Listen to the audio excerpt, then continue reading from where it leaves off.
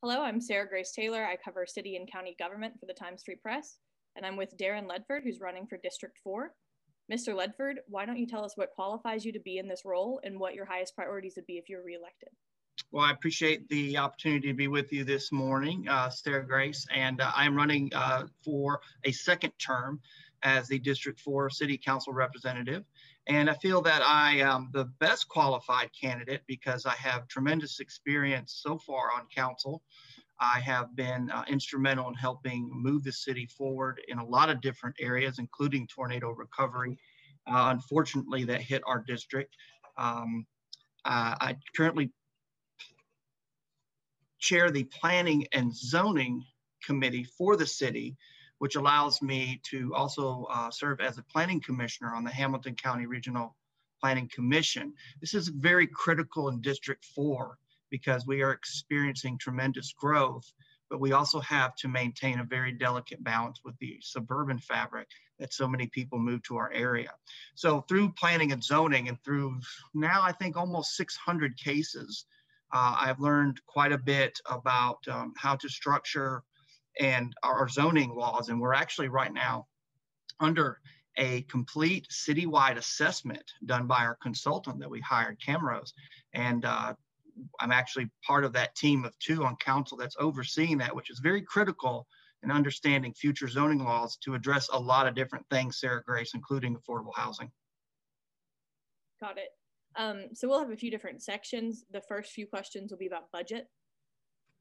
As we near a year since the COVID hit Chattanooga, businesses and individuals within the city are struggling.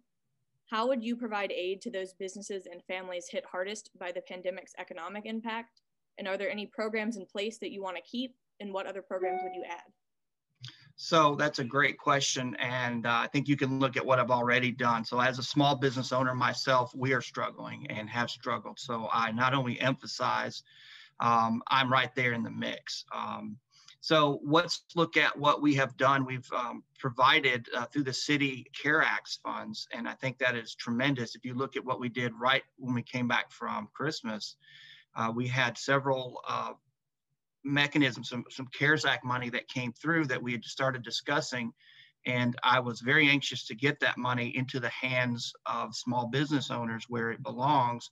And when we made that motion, the first day back from the Christmas break, we approved it. And also I called for an emergency meeting the next day in order to free up those funds immediately. That's what experience on the council is very important, is understanding even those tools that you have at your disposal or being able to think that fast on your feet. That's something that comes with experience, Sarah Grace, and our city really needs that right now. As you know, paving and transportation consistently rank at the top of citizens' concerns according to surveys done by the city annually. What transportational or infrastructure goals would you have for your district if you're reelected? So paving is one of our biggest priorities, and you mentioned the city conducting a poll. I was strongly in disagreement on the poll that was recently done by the city, and we did our own review. And if you'll note, going back a couple of weeks at council, we did something historic. Council actually presented from each district priorities, collaboration with constituents, and not relying simply on administration's outreach in the particular technique that they used. Our answers came from community meetings, obviously pre-COVID, years of experience on council. And you're right, paving and transportation infrastructure was a key priority for a majority of my constituents in District 4. So when we look at the last term, 2012 to 2016, District 4 suffered greatly and did not receive any paving. In my first term, I have increased paving in District 4 350%. And you say, well, why did that happen? It happens because I've been a small business owner in this city. I went to the University of Tennessee at Chattanooga as a first-generation college student. I've built relationships here, Sarah Grace. I know how to work with people, not against them. And that's very important when working on a city council because we do not work in silos. We work as a group and a team and we support each other. And I had a lot of support from my council members. And that's why that we will continue to see increases in paving, and that I will continue to advocate for that, because 350% is nice, but that's just a start. A different recent poll shows that a majority of District 4 residents surveyed consider economic development and job growth to be the city's top priority. Do you agree, and how would you address those concerns? I agree that's a very strong priority, and I'll tell you why. Economic development, especially in District 4, is not only a priority for us, but across the entire city, because we need to be focusing on bringing in quality jobs. And when you say quality, say, how do you qualify that?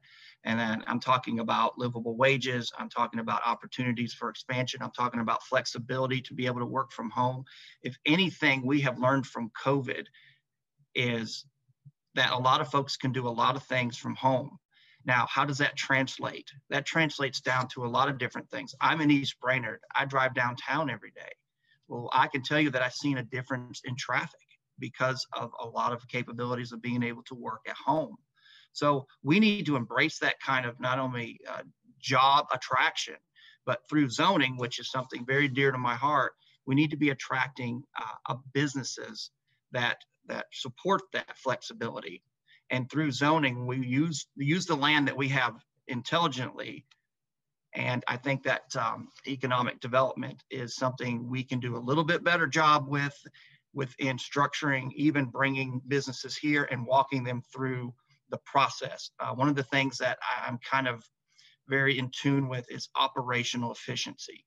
And that's something in government that I've identified and spoken with our mayoral candidates about. In addition, and there's some changes that we need to be make. I use the expression a lot, shuffling the deck, but sometimes we need to do that in order to get our priorities in line. And I think that through the experience I've had in the last 4 years and working with a new administration who's going to need to lean on that experience, I'm very excited to have the opportunity to do that. So our next few questions will be about business and economy. City labor unions and many activists support a $15 minimum wage for city employees, which Mayor Burke had intended to implement prior to COVID. Do you support this or any other specific pay increase plan for city employees? Why or why not? Sure, I support making sure our employees are compensated with livable wages. And even if we have to do that in stages, let me tell you why it's so important. Let's take our firefighters, for example, and I'm working very hard on this with many of my council colleagues. They're way below where they should be. We have employees who are below where they should be. That should be a priority, not only for government, but that should be a priority for council. And I believe that it is. If you ask any one of us, I can only speak for myself. We hear you. We understand. We got to see some numbers, and that coupled with affordable housing is a very critical part of how we not only recruit, Sarah Grace, but we retain top quality candidates and employees for our city, which then in turn promotes the service that we receive as taxpayers. I mean, it's a very important circle that needs to be complete. And you kind of touched on this in that answer. In 2019, 40% of Chattanooga's households were housing cost burdened, meaning Right. that they pay 30% or more of their income for housing and may struggle to afford other necessities. Yep. How would you address affordable housing in your district? Well, first of all, we need to build it. And we need to create pathways, and we need to do everything in our power through the tools that we have. We just heard of a pilot from C&E on Tuesday that's going to free up or provide 46, I think, new units. And part of that is very critical in the number of affordable housing units. So let's go back to how we get there. Well, we need to be, it needs to be made a priority for the city administration, who will drive that discussion as far as coming to us with a plan for us to approve. I think council, every member on council, from what I have heard, again, I can only speak for myself, is extremely interested in more affordable housing. But how we get there, and if we have continuous roadblocks in the process to build, and I think that we are not doing ourselves justice to ourselves, our future, or the people that need housing. And I think we have a tremendous shortage, Sarah Grace, and I understand and I realize we need to fix it.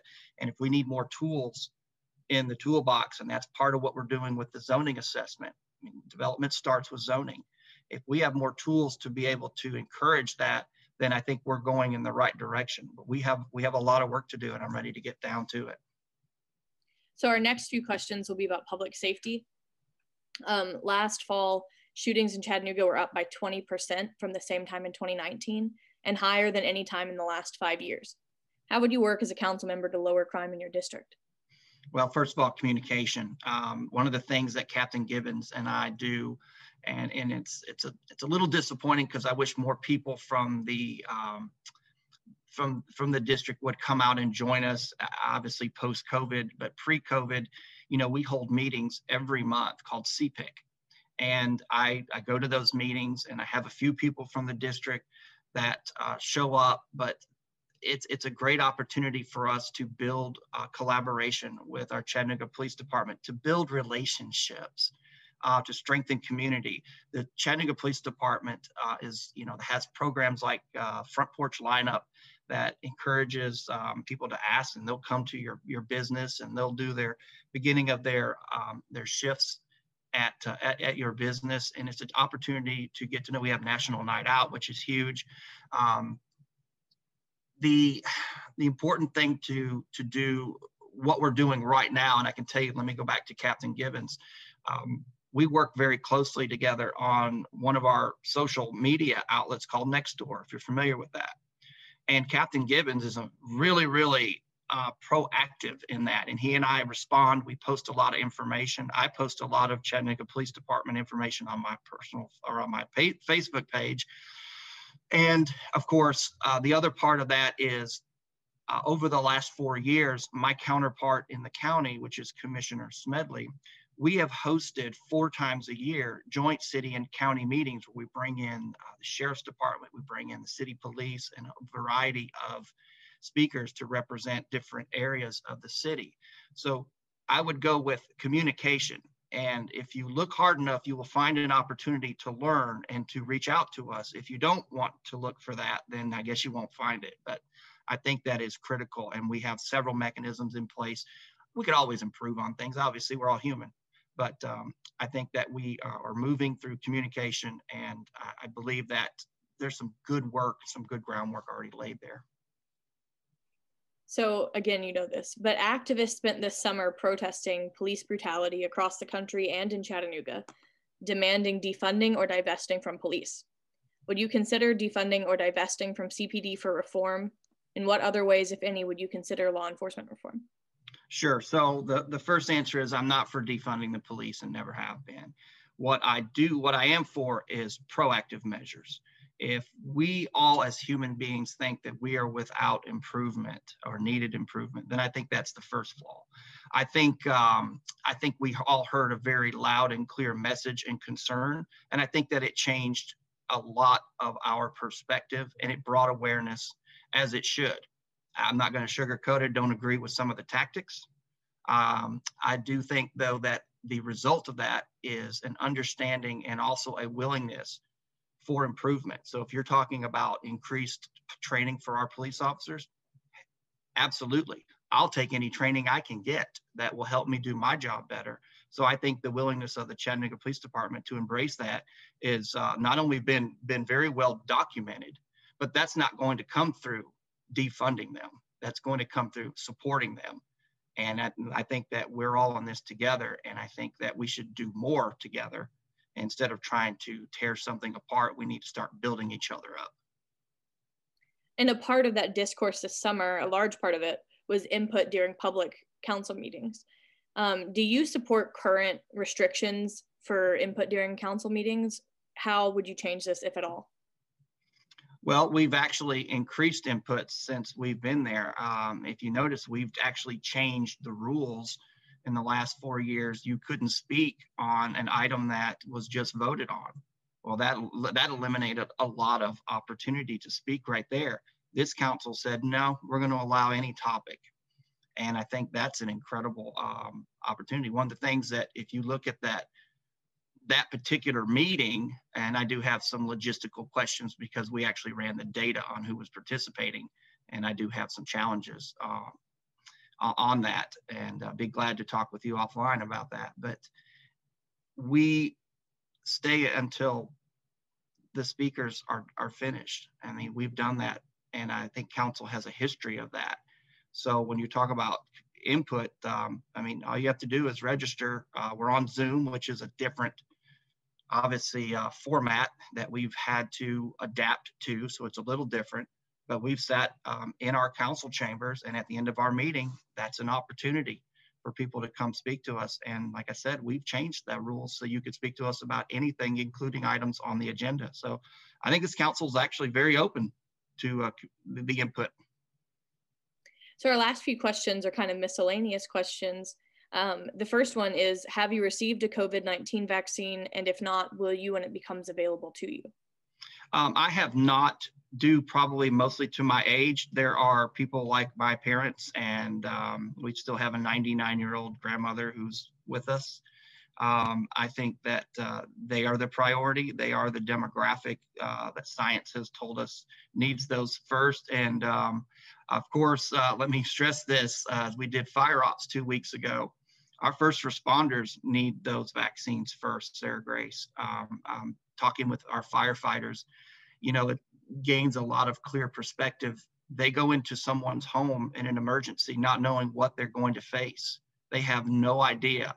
And as our first responders do, they rush towards danger, not away from danger. And I think those who are helping and instrumental in fighting COVID need to be first in line. And of course, our elderly population and those with risk, health risk conditions. I'm a cancer survivor, as you probably read on our website, but that was a few years ago, and I feel pretty strong. And I would put myself at the end of the line. But you would intend to take it ultimately? Ultimately, yeah. But I will wait my turn, and I'll be at the end of the line. Got it. What should the relationship between the new mayor and city council look like? How would you cultivate relationships with the incoming administration? Oh, I love that question. I feel like you actually know my heart on this. So I've said this in open meetings before. I'm a little disappointed in the relationship that we've had directly with the mayor in the last 4 years. Now, I'm not saying that the door has been closed, because that's not the case. The phone calls are always taken, and there is dialogue when there needs to be dialogue. What I'm looking for in the next administration, though, is a partnership with council. I don't particularly think that it's our best course of action to simply have intent come through staff, when I think it's very important for intent and direction to come from the elected officials, from the people. And the mayor is an elected official, and I think elected officials should talk to elected officials face to face and have a partnership. I and others on council have said we have tried to send that invitation for that conversation. I want to hear what our mayor has to say, and I think that, and you look at going forward, that's a critical component. Is the next mayor going to partner with us, or is the next mayor going to sub out, I guess, a lot of the conversation? And you know, which they're very capable. We have fantastic people who work for the city. Don't misunderstand me. I've enjoyed working with very professional, very dedicated folks, but I would like to see an increase in communication, partnership, open dialogue with the mayor, who is elected by the people. Got it. And the final question, do you support public funding for a new Chattanooga Lookout Stadium? Well, define public funding. Money from the city. Well, I understand, but in economic development, there are tools that are used, such as TIFs. And when you start talking, I think it's a pretty broad brush when you say use of public funding, because if there's a mechanism such as a TIF tool or even a pilot program, then you need to be careful on how we describe or use the word public funding, because you may be not actually technically using public funding. You may actually be using incentive tools that promote increased development up front, with benefits down the road. So I mean, that's a tricky but broad question, and I'm not dodging it. I'm just saying there's some different levels that we need to discuss, and since there's not a plan put forth yet, then I think we're in speculation, and I really don't like to speculate until I've actually seen something on paper.